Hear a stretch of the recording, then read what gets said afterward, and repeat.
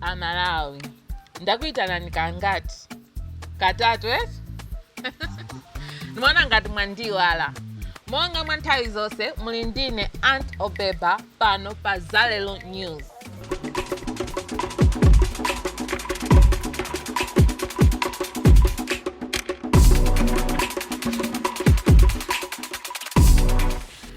Nkhani zathu Zalero nazi. Mudziko uno pa 6 July takwanitsa zaka 61 tikuzimira patoka. Chikondo chimenechi chinachitika ku Bingu Stadium. Stadium imene anatimangira a China. Mr. Say imene tikuonamu akutimangira ndi a China. Tingoona maujeni ma stadium China 8. Koma takwanitsa zaka 61. Anthu ali busy kumangotimangira zithu. Mike wena. Kala katitali. Happy birthday Malawi, 61 years. Cheni nazo. Tisanapite batali, nkhani za nsangaluso. Kuli zimwemwe uku, anthu akunjoya kuseliwa, akusangala, akufewa.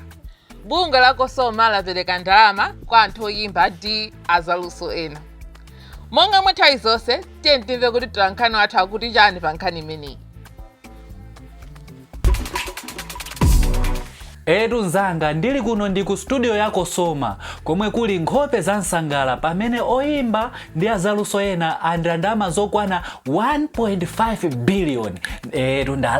Ndalama. Ndene ndili pano kungowadziwitsa Malawi kuti ngati pali oyimba wina wake kapena wa Zaluso yemwe ali ndi ngongole yanu muimbireni foni pompano apayi kamkwenyeni chifukwa kuno kwa anthu alikako bwino. Bye nzanga bye alikako bwino ndikuti. Ndetamvatu. Ndese Zaluso okha amene ndi ngongole. Tonse ngati dziko tili ndi ngongole. Mukuziwa zimenezi? Tili ndi 15.1 trillion imene tikuyenda kubweza ngati dziko. Ndemomwe tikuziwira tili anthu 22 million. Ndekuti wina yese kanano tikapanga masamu kacha akuyenda kubweza 700 sa. Sizikutengera kuti uli kumuzi uli kutawuni ndiwe mwana ndiwe chani. Tonse wina aliyese mdziko muno akuyenda kubweza. Koma tezovuta. Koma takatitali tentiviririza. Nkhani yathu yomaliza lero nayi. Bunge la NYCOM linali ndi Youth Summit kumene akhazikitsa chitupa chokwana 2 billion kwacha imene atapereka kwa achinyamata amene analembera ndi kupambana. Dzina lake ndi Youth Innovation Fund. Tundemwaona achinyamata anzanga. Kuli ma opportunities zosiyana-siyana. Tizilembera tisafoke. Zilembera zinthu zozona anthu enawe apezeka zokuti alemba chibale yawo chan akuziyendesa muna mwake koma notisagive tizilembera. Munali ndine Aunt Obhebha pano pa Zalero News.